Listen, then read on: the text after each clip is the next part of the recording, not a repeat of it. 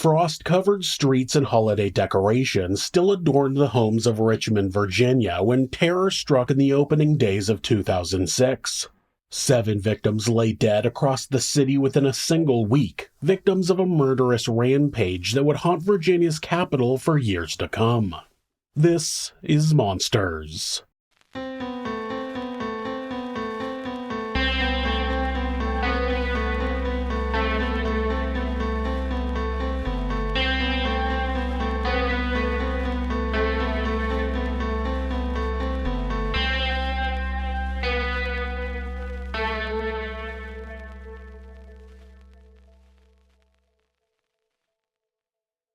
Ricky Gray was born on March 9, 1977, and he spent his time hanging out with his nephew, who was actually about a month older than him. Ray Dandridge was born on January 24, 1977, and the two were living together in Pennsylvania in 2005. Some publications listed the two as cousins, but that's inaccurate. Ricky had married a woman named Tria Gray in May of 2005, but their marriage was far from happy. Ray had spent 10 years in prison for armed robbery, and when he was released on October 26, 2005, he moved in with the couple who lived in a house owned by Tria's parents. Her family said the couple would fight constantly, and there were signs of physical abuse. It didn't take long for the conflict to reach a deadly conclusion. Tria's body was found along a residential street on November 5th in a Pittsburgh suburb. When 42-year-old Mike Grimm saw 2 children crouching over a body as he left his house that morning, he realized that someone had dumped her onto the road right out in the open. Her body was badly beaten, and authorities questioned both Ricky and Ray, but the men weren't immediately viewed as suspects. Tria's mother would go on to say that the police just shrugged her death off as an overdose and didn't really investigate. If they had, they might have saved a number of other lives. A week after Tria was found, her parents kicked the pair out of the house. Ray moved in with his father in West Philadelphia, and Ricky moved to his grandmother's house in Arlington, Virginia. At some point at the end of 2005, Ray was in Arlington with Ricky, and the two attacked a 26-year-old man named Ryan Carey.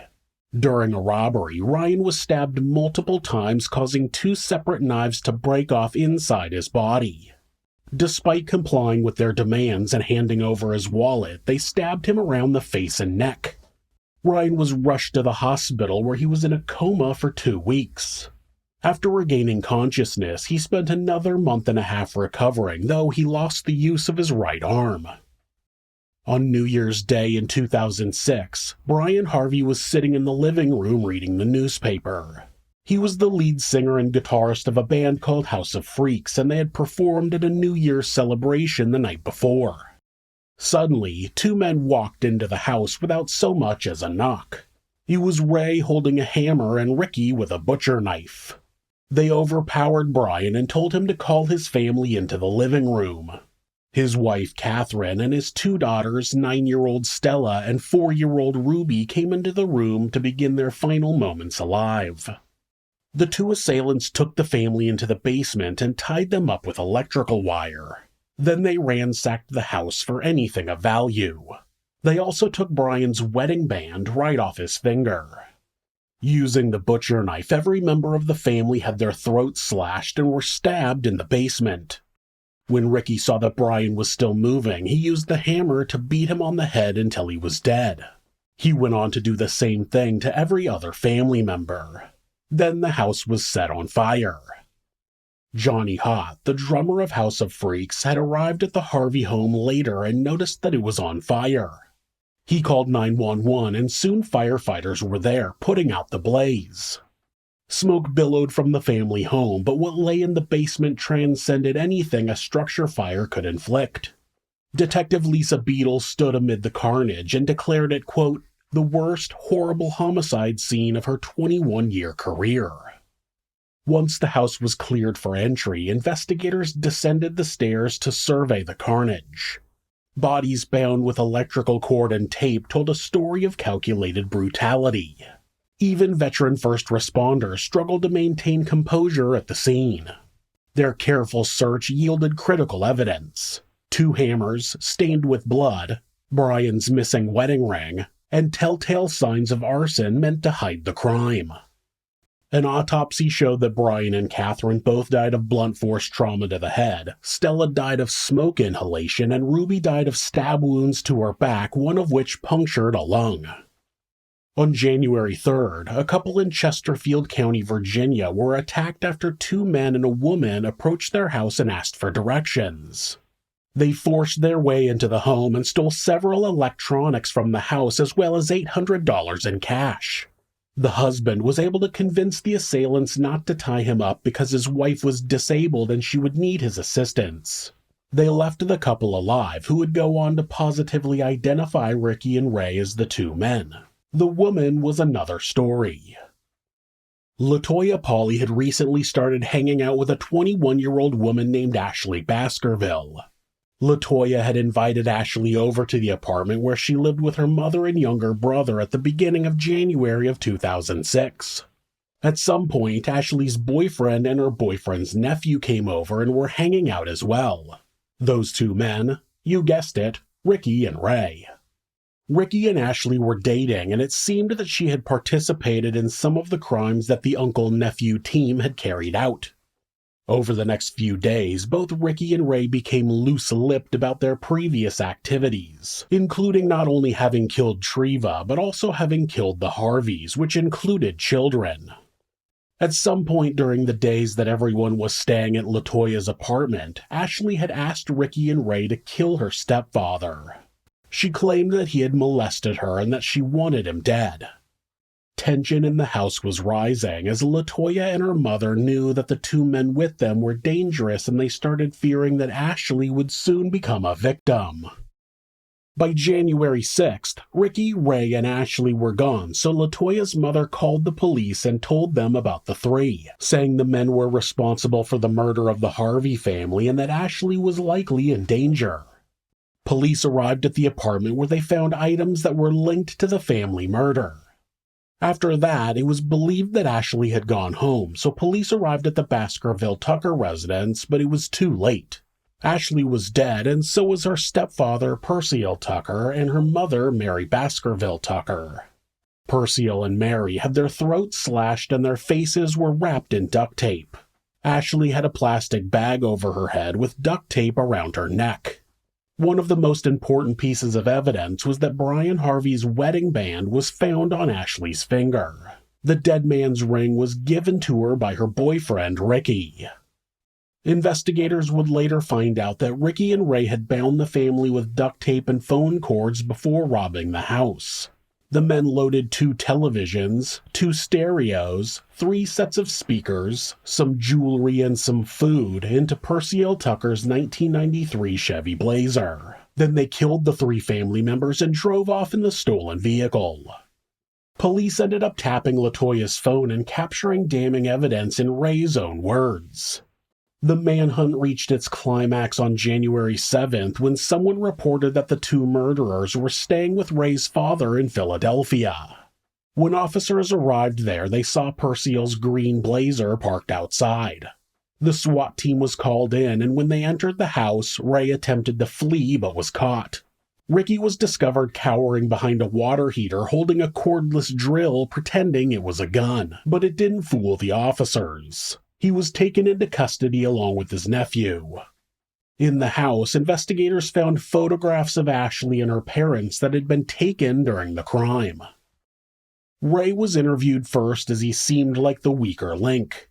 He confessed to the Harvey family murders, the Baskerville Tucker family murders, and he explained that Ricky had beat his wife, Tria, to death with a lead pipe. He also told investigators that Ricky had stabbed Ryan Carey on December 31st, 2005. When they first tried to interview Ricky, he wouldn't talk. 12 hours later, he changed his mind and provided a 3-page written confession about killing the Harvey family and the Baskerville Tucker family. Ricky's own words echoed through the interview room, quote, "I don't believe sorry is strong enough. None of this was necessary." He explained that Ashley was involved in the crimes with them, and on January 6th, she was supposed to just play along with the robbery. But Ricky claimed that, quote, Something went wrong, and he ended up killing his girlfriend. Ray told detectives, quote, "He got tired of the girl, so he decided to kill her." The couple who were robbed on January 3rd would positively ID Ashley as the woman who was with Ray and Ricky during the crime. Ricky later also confessed to killing Tria, explaining that Ray had held her down while he beat her to death. He also admitted to the stabbing attack on Ryan Carey. After the arrest, more evidence was discovered as Ricky's boots carried Brian and Stella Harvey's bloodstains. A recovered knife blade spoke volumes, its surface holding traces of all 4 Harvey family members' blood. 2 hammers told their own grim tale. One handle marked with Brian and Stella's DNA, while a second hammer handle bore Catherine's DNA. A stolen computer taken from the Harvey home and found in Ricky's possession left an electronic breadcrumb trail. Each digital timestamp and recovered file strengthened the chain of evidence, corroborating physical findings from blood-stained crime scenes. Ricky Gray was charged with 5 counts of capital murder in the Harvey killings. 1 charge for killing more than once in a 3-year period, 1 charge for committing more than 1 killing in a single act, 1 charge for killing during the commission of a robbery, and 2 charges for killing a child under 14 years of age. Ray Dandridge was charged with 3 counts of capital murder for the murders of the Baskerville Tucker family and the Harvey families together. They both initially pleaded not guilty to their charges and were tried separately. Ricky was tried first, and his defense attempted to get their client leniency by describing the man's abusive childhood. Ricky was often punched, beaten, or whipped by his father. He was also sexually assaulted by his half-brother as a child. The defense claimed that Ricky had begun using alcohol at the age of 9 and marijuana at the age of 11. The use of drugs and alcohol as a means of controlling the fear he always felt escalated to PCP by the time he was 12. The defense also argued that Ricky was under the influence of PCP at the time of the crime, which diminished his responsibility for the crime. The story didn't do much good as, in August of 2006, the jury found Ricky guilty on all counts and recommended he be sentenced to death. They only deliberated for 30 minutes. On October 23, 2006, the judge upheld the jury's recommendation and sentenced Ricky Gray to death. Ray's trial started in September, and just before closing statements, he changed his plea to guilty. Likely fearing he would receive the same punishment as his uncle, he pleaded guilty to 3 counts of capital murder, waived his right to appeal, and was sentenced to life in prison without the possibility of parole. He will spend the rest of his life behind bars. Ricky filed multiple appeals against his death sentence, but they were all denied. He petitioned the governor of Virginia for clemency, but was also denied. He was given the same amount of clemency he offered to his victims. None. Ricky Gray was executed on January 18, 2017, 2 months before his 40th birthday. In December of 2006, authorities in Culpeper County, Virginia, charged Ricky Gray with the murder of Cheryl Warner. On December 18, 2005, Cheryl was found shot and hanged in the basement of her home in the town of Riva, about an hour and a half north of Richmond. She was on the phone with her father when she said someone was at her door with car trouble and needed to make a call. She was later found dead after the fire department arrived to put out a fire that was determined to have been set in the basement near the body. Ricky pleaded not guilty, but in June of 2008, the charge was suspended due to conflicting evidence. An FBI crime lab excluded Ricky as the source of DNA on some of the evidence.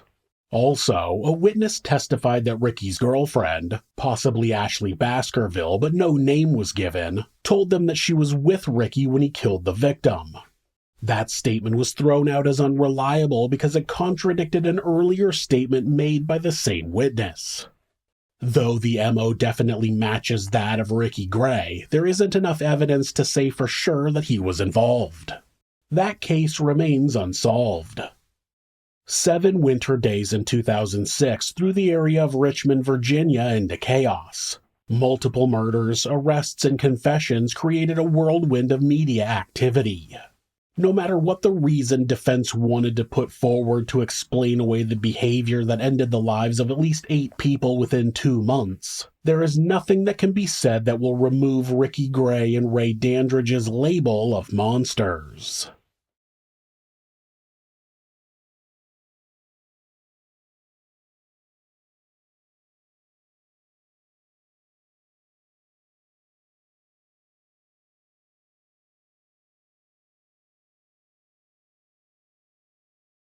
If you're a fan of true crime, hit subscribe and turn on notifications so you don't miss an episode. You can also hit like or leave us a comment. You can check out our other show, Somewhere Sinister, on YouTube or anywhere that you listen to podcasts. If you'd like to support the show, check out our merchandise at thisismonsters.com. The link is in the description. Thanks again, and be safe.